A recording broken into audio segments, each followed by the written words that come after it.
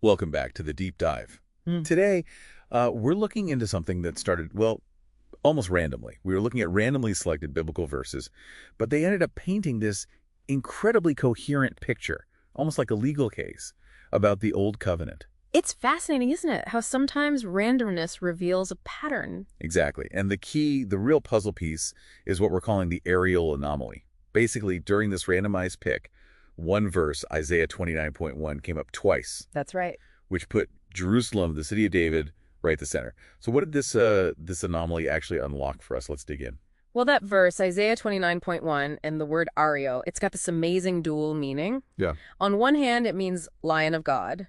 That points pretty clearly to, royal power, the monarchy, the Davidic line. Right, the kingdom aspects. Exactly. But Ariel also means hearth of God, which is all about the altar, the sacrifice, Jerusalem's priestly function. So the priest. Precisely.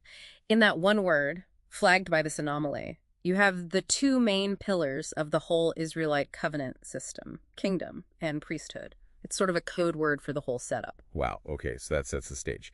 How did the other random verses fit into this? Did they reinforce these pillars? They really did, almost perfectly. For the priesthood side, we got verses like Exodus 39.35 talking about the Ark of the Testimony, the mercy seat. The core furniture of the tabernacle, yeah. Right. And number 7.81, which mentions a specific sin offering, these lay out the tools, the mechanics of the Aaronic system for dealing with sin. Okay, and for the kingdom. We pulled Psalm 18.50, that talks about God showing mercy to his anointed. That's Messiah, right? And crucially, to his seed forever. Forever. Yeah. So establishing that Davidic covenant as perpetual. Exactly. So you see the foundations being laid out by these random selections, the system for dealing with sin through priests, and the promise of an eternal king. Okay, so we've got these two massive pillars established by the texts. But here's where you said it gets really interesting.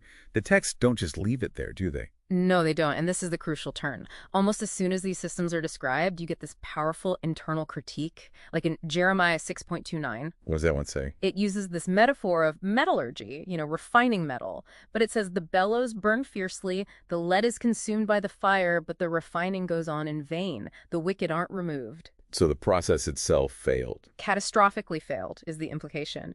The system designed for purification isn't actually purifying. It's a critique from within the Old Testament itself. Wow, okay.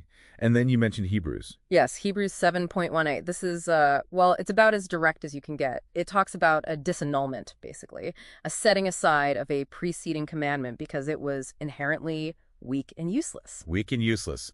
Strong words. What commandment is it referring to? The immediate context in Hebrews 7 is absolutely clear. It's talking about the Levitical priesthood, the system established back in Exodus and Numbers. So the texts build up these pillars, priesthood, kingdom, and then immediately show their flaws, even calling the priestly system weak and useless.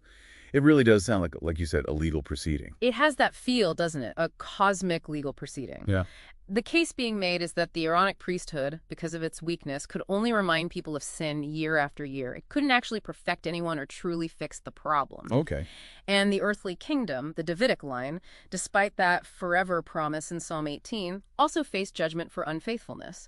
That's part of the woe to Ariel in Isaiah 29 judgment is coming even to the city of David. So if the old systems are shown to be inadequate, judged even, what's the resolution? Does it just end there? No, the resolution is hinted at right there in Psalm 18.51, again, the anointed, the Messiah, whose covenant, whose seed is forever. This points beyond the limitations of the earthly setup. It suggests someone who embodies both roles, priest and king, but perfectly, eternally. Like Melchizedek. Exactly like Melchizedek. Genesis 14.18, he shows up, king of Salem, priest of the Most High God, and Hebrews picks up on him, emphasizing his priesthood is eternal without father, mother, or genealogy. It's a different order of priesthood. And you mentioned the book of Enoch fitting in here too. Yes, Enoch really amplifies this idea of a new superseding order. It talks about the elect one, the Son of Man, who acts as the ultimate judge and establishes an eternal kingdom, replacing the flawed earthly powers and their temporary institutions. It's a vision of a complete overhaul. This reframes so much. Thinking about this shift, this move from an old flawed covenant to a new eternal one centered on this priest king, how does that change how we understand, say, the afterlife or the resurrected state? I know you mentioned it challenges some common ideas. It really does. A common way to think about resurrection glories, maybe based on, let's call it document ABC 88, often distinguishes them mainly by location. Terrestrial means earthly, celestial means heavenly, right? Yeah, that sounds familiar. But this deep dive, looking through the lens of covenant, suggests the real distinction isn't primarily about where you are geographically, it's about which covenant you belong to. Okay, explain that more. Terrestrial glory could be seen as glory connected to the old covenant, the earthly system, the lineage of the first Adam. It's tied to that order which was shown to be weak and temporary. Right. Whereas celestial glory belongs to the new covenant, the heavenly one, mediated by this eternal priest king, the second man, as Paul calls him.